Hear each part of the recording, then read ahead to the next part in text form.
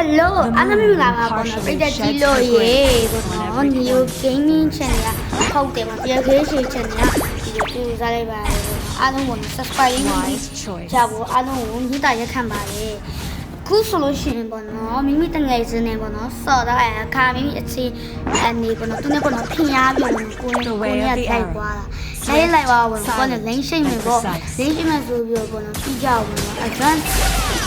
အဲ့ညမှာပေါ့နော်ပြောင်းအဲ့ညမှာသူဘာပညာပြေးလိုက်တော့ရှောင်းတော်ဒီစက်နဲ့တကောင်မရလိုက်တော့သူ့ကိုတင်လိုက်နှစ်ကောင်တော့မှနှစ်ကောင်တော့ရလိုက်ရတော့ပြိတ္တကြီးတို့ရေ Can't run from my arrow ကဲခုလို့ရှိရင်အခုဆိုရင်သူ့ဘောမျက်နှာလေးပြောင်းရပဲဖြစ်ပါတယ်အခုကတော့ပေါ့နော်ခုနှစ်ကောင်ပါအဟန့်ကြီးလေးနဲ့လိုက်ကြပါနီလိုပါလေပေါ့နော်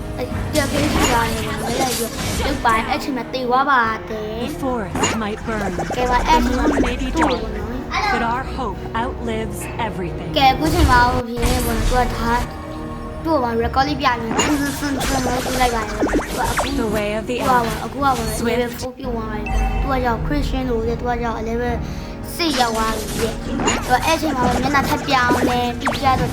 စင်လုံးလို့ပဲဒါပေမဲ့မလို့တော့သူကစောနာအကောင်နဲ့စင်တဲ့အနေနဲ့ထပ်ချရဲထပ်ချပြင်မယ်လေထပ်ချ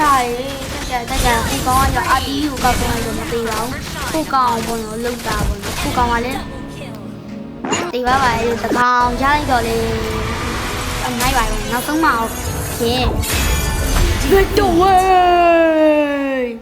ကဲပေါ်နော်တကယ်ကြီးလို့ပေါ်နော်ဒါအားပြရပေါ်တော့ဦးတယောက်ကြီးရှိပေါ်နော်အားလုံးကျေးဇူးပန် Thank you for watching